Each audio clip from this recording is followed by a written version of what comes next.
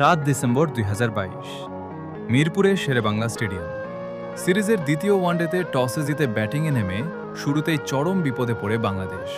মাত্র ৬৯ রানে ৬ উইকেট হারিয়ে যখন পুরো স্টেডিয়াম স্তব্ধ, ঠিক তখনই হাল ধরলেন অভিজ্ঞ মাহমুদুল্লাহ রিয়াদ আর তরুণ তুর্কি মেহেদী হাসান মিরাজ। ভিডিওর এই ক্লিপগুলোতে দেখুন ভারতীয় বোলারদের বিষাক্ত সব বাউন্সার আর সুইং কিভাবে সামনে নিচ্ছেন এই দুই যোদ্ধা। রিয়াদ আউট হয়ে গেলেও এক প্রান্ত আগলে রেখে মিরাজ যা করলেন তা ছিল অবিশ্বাস্য।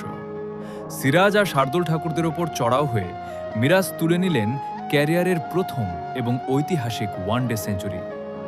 ৮ নম্বরে ব্যাটিংয়ে নেমে সেঞ্চুরি করে মিরাজ কেবল রানই করেননি, বাংলাদেশের সংগ্রহকে নিয়ে গেলেন ২৭১ রানের এক লড়াকু পুঁজিতে। মিরাজের এই ব্যাটিং তাণ্ডবই ছিল ম্যাচের আসল টার্নিং পয়েন্ট। এরপর শুরু হয় টাইগারদের বোলিং তাণ্ডব।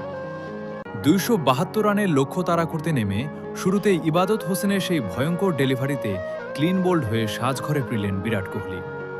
এরপর মুস্তাফিজ আর সাকিবের তোপের মুখে পড়ে শিখর ধাওয়ান ও শ্রেয়াস আইয়াররা। মিরপুরের গ্যালারি তখন জয়ে উন্মাতাল। ভারত একের পর এক উইকেট হারিয়ে দিশেহারা হয়ে পড়েছে। ম্যাচ যখন বাংলাদেশের হাতের মুঠোয়, ঠিক তখনই ভাঙা আঙুল নিয়ে মাঠে নামেন ভারত অধিনায়ক রোহিত শর্মা। শেষ কয়েক ওভারে তিনি যেভাবে একের পর এক ছক্কা হাঁকাচ্ছিলেন তাতে পুরো মিরপুর আবার আতঙ্কিত হয়ে পড়েছিল। কিন্তু শেষ ওভারে যখন জয়ের জন্য ২০ রান দরকার, তখন বল হাতে নিলেন কাটার মাস্টার মুস্তাফিজ। শেষ বলে জয়ের জন্য ভারতের দরকার ছিল ৬ রান, কিন্তু ফিজের নিখুঁত ইয়র্কারে রোহিত পরাস্ত হলেন।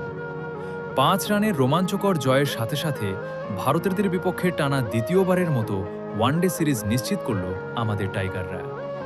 ভারতের মতো শক্তিশালী দলকে সিরিজ হারানো সবই ছিল মিরাজ